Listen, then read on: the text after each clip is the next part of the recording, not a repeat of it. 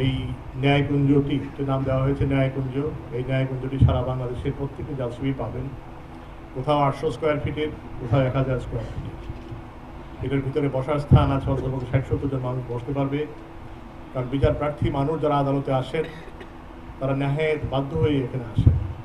যারা বিচার প্রার্থনা করেন, বিচার দায়ের করেন কোর্টে, তারা যেমন বিচার চান, যাদের বিরুদ্ধে বিচার চাওয়া হয় তিনিও কিন্তু সুবিচার পাওয়ার অধিকার। নিশ্চিন্তে খান স্বাস্থ্যকর অল টাইম পান, অল টাইম হেলদি লাইফ। অর্থাৎ আইনের আশ্রয় লাভের অধিকার প্রত্যেকটি নাগরিকেরই আছে। সেই জন্য তারা যখন আদালতে আসেন, আদালত প্রাঙ্গণে যদি কোনো বসার ব্যবস্থা না থাকে, তারা এদিক সেদিক ঘোরাফেরা করতেন, তাদের জন্য একটি সুন্দর পরিবেশে বসার ব্যবস্থা করার জন্যই এই স্থাপনাটি তৈরি হয়েছে। এই স্থাপনা তৈরি হওয়ার মধ্য দিয়ে বিচার প্রার্থী মানুষের কষ্ট কিছুটা লাঘব হবে আশা করি, এবং এতে সাক্ষী যারা আসবেন তারা এখানে অপেক্ষা করলে তারা দিনের শেষে সাক্ষীটা দিয়ে বাড়িতে যেতে পারবেন।